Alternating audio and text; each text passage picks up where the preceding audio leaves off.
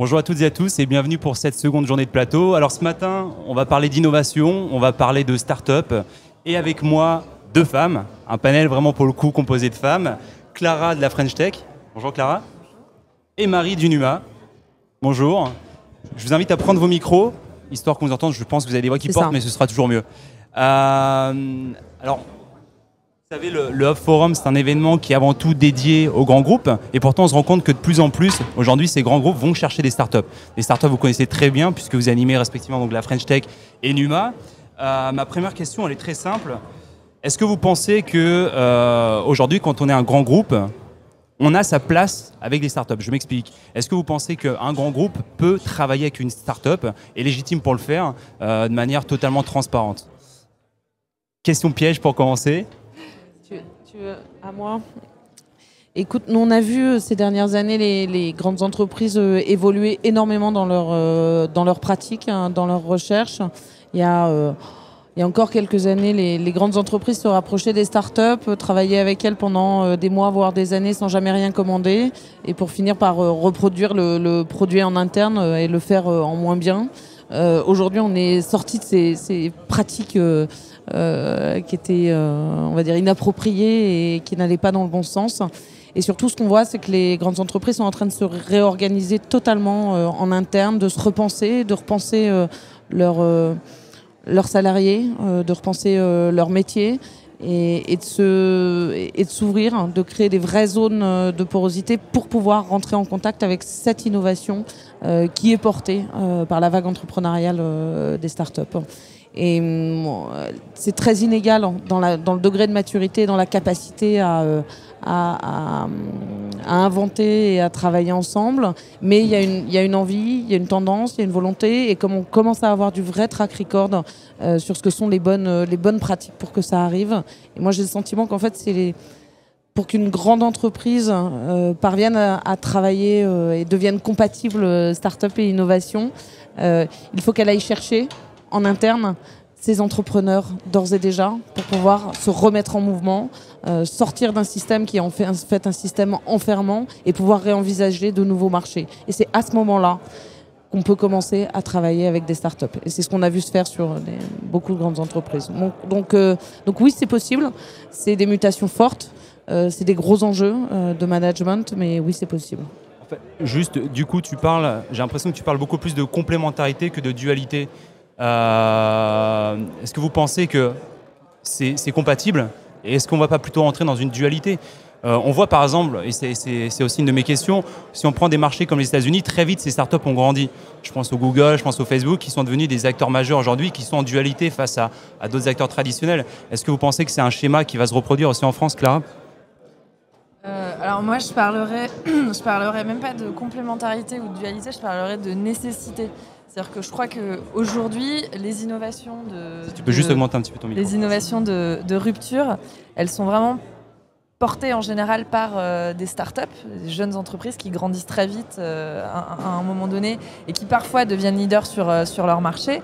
Et donc je pense que c'est une nécessité pour les grands groupes que de travailler avec ces startups pour justement eux-mêmes être capables de se remettre à faire de l'innovation de rupture. Alors qu'après, certaines, et en même temps c'est quand même rare, hein, des Google et il n'y en a pas tous les ans non plus, à un moment donné, effectivement, deviennent des géants industriels et puis se mettent à disrupter, comme on dit, des secteurs entiers, c'est un état de fait. Après, si en France, on veut se laisser complètement dépasser par des géants américains, on peut effectivement, en tant que grand groupe, considérer que les startups sont uniquement des concurrents. Moi, je pense effectivement qu'il faut les voir comme des partenaires. Et comme le disait Marie, il y a énormément de manières d'établir des partenariats avec des startups. Et encore une fois, je pense que c'est vraiment une question de survie pour les grands groupes et une question de nécessité, du coup.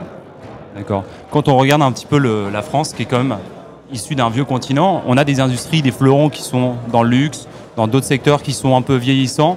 Vous pensez qu'on va réussir à avoir des nouveaux acteurs qui vont réussir à disrupter entre guillemets ces marchés-là? Parce que c'est quand même assez compliqué. Le luxe est vraiment un contre-courant du digital pour moi. Enfin, en tout cas, c'est ma perception. Le digital, c'est vraiment la rencontre. Le luxe, c'est avant tout la distance, créer une barrière, entre guillemets, créer du désir. Alors, est-ce que vous pensez que même ces secteurs-là vont réussir a évolué. On le voit de plus en plus des conférences, des choses comme ça, Startup, X, Lux et autres conférences. Et vous pensez que ça va évoluer dans ce secteur? Mais en fait, c'est pas une hypothèse, c'est une certitude. On parle souvent, quand on regarde l'arrivée d'Internet et la façon dont on vit aujourd'hui une révolution majeure, on le compare souvent à des révolutions industrielles. Moi, je pense que la bonne comparaison, finalement, c'est de se dire que c'est un nouveau territoire. C'est comme la découverte des Amériques, et Internet, c'est les Amériques, quelque part.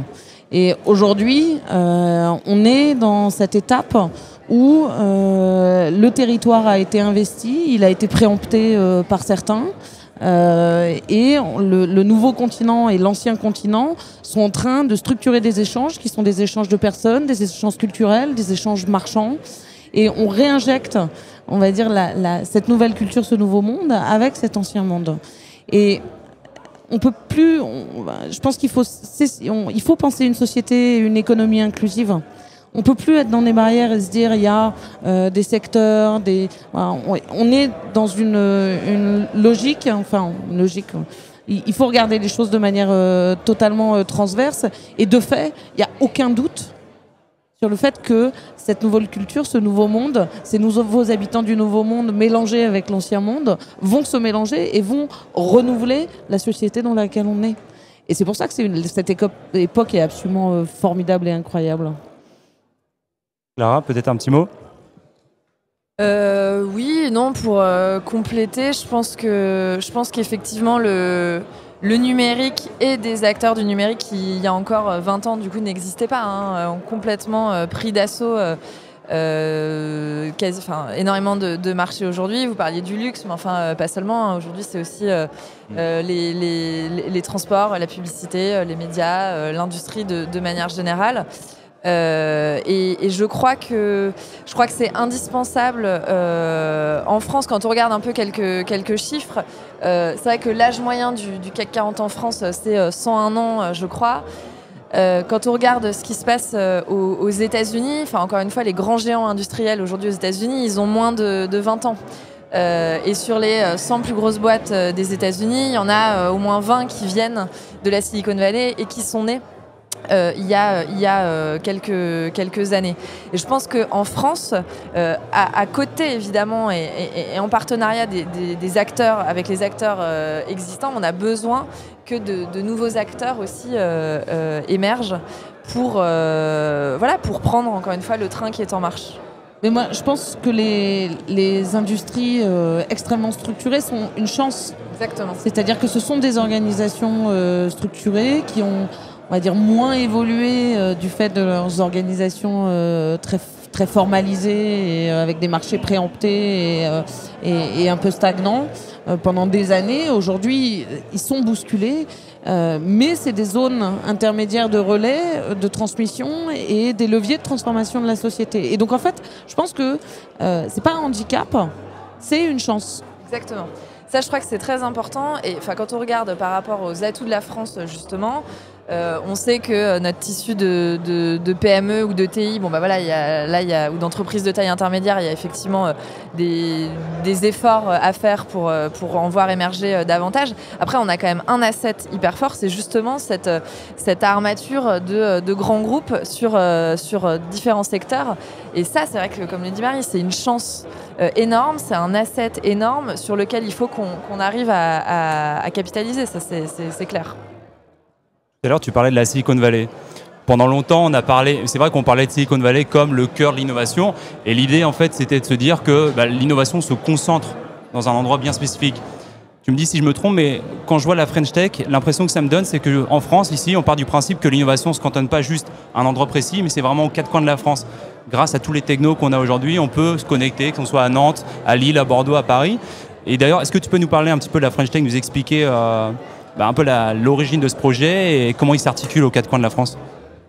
Ouais, alors nous, ce qu'on appelle la French Tech, en fait, c'est les gens. Et on pense que c'est hyper important. C'est les gens, c'est les entrepreneurs, c'est les animateurs, c'est les gens qui font Numa, c'est les gens, c'est les designers, c'est les VC, c'est les investisseurs, c'est les gens qui travaillent dans les collectivités publiques en faveur des startups et de la croissance des entreprises.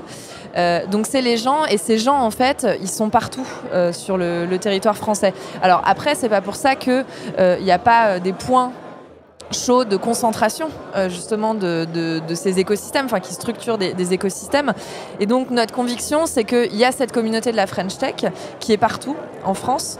Après, pour autant, il faut effectivement la structurer en réseau.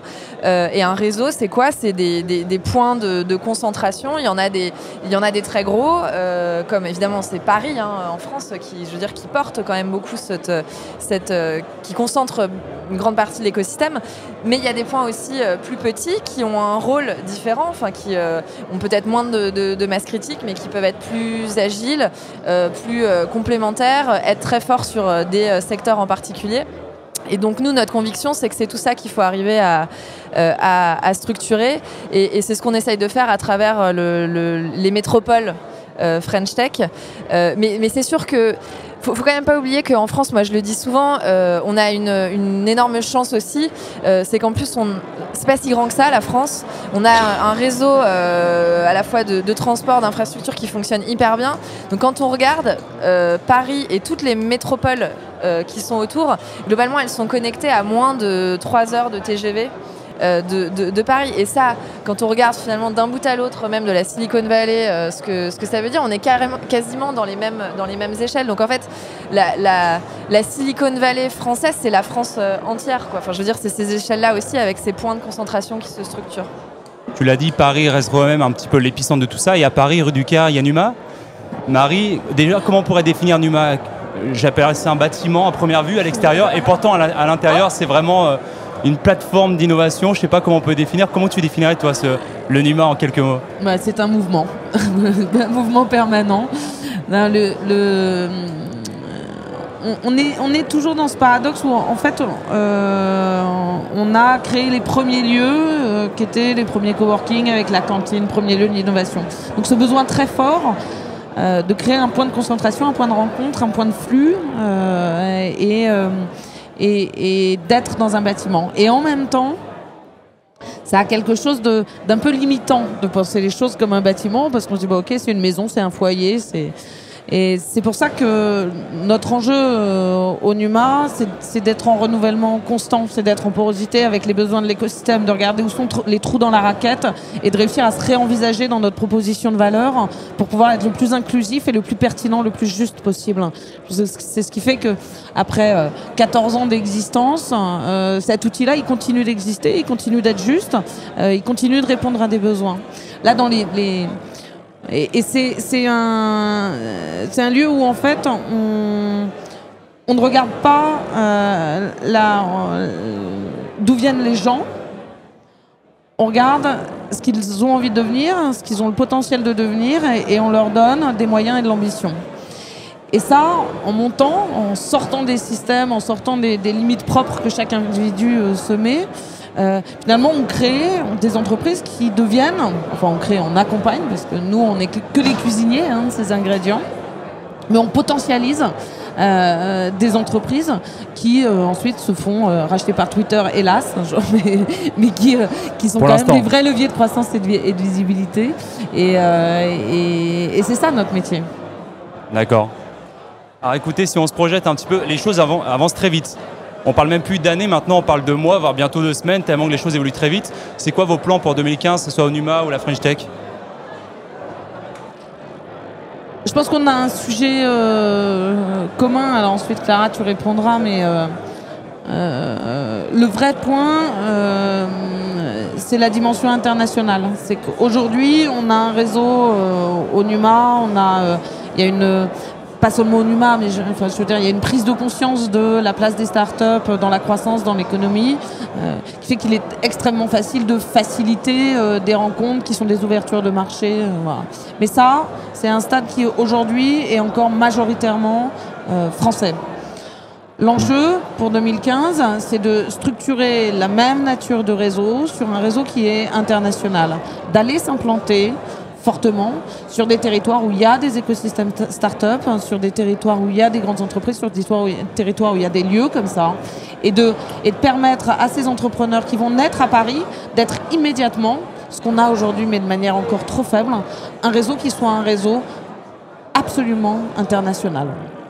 D'accord. Clara? Non, bah, c'est exactement ça. Moi, je suis très en ligne avec ce que vient de dire Marie.